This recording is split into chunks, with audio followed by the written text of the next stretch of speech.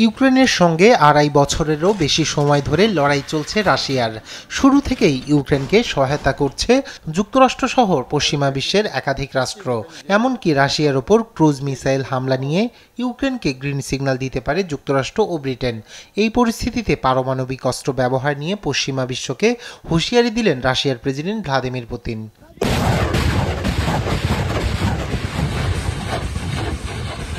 স্থানীয় সময় বুধবার রাশিয়ার পারমাণবিক অস্ত্র ব্যবহারের নিয়ম ও পূর্বশর্ত পরিবর্তনের বিষয়টি বিবেচনা করার কথাও জানিয়েছেন তিনি।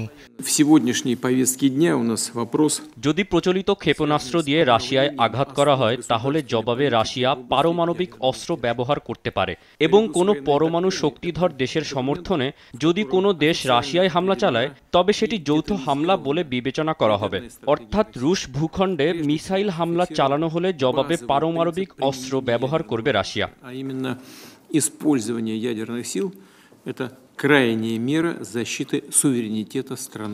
মূলত চলমান যুদ্ধে ইউক্রেনকে সাহায্য করার পরিণাম সম্পর্কে আগেভাগেই হুঁশিয়ারি দিয়ে রাখলেন পুতিন।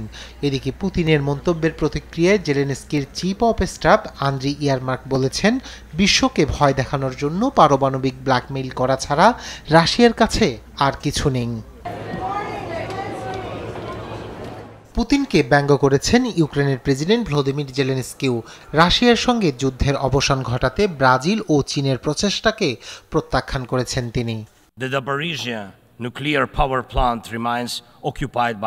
শান্তি পরিকল্পনা ইতিমধ্যে 2 বছর ধরে বিদ্যমান এবং হয়তো কেউ তাদের রাজনৈতিক জীবনের জন্য নোবেল পুরস্কার চায়। তবে পুতিন আপনাকে যে পুরস্কার দেবে তা হলো আরও দুর্ভোগ এবং বিপর্যয়।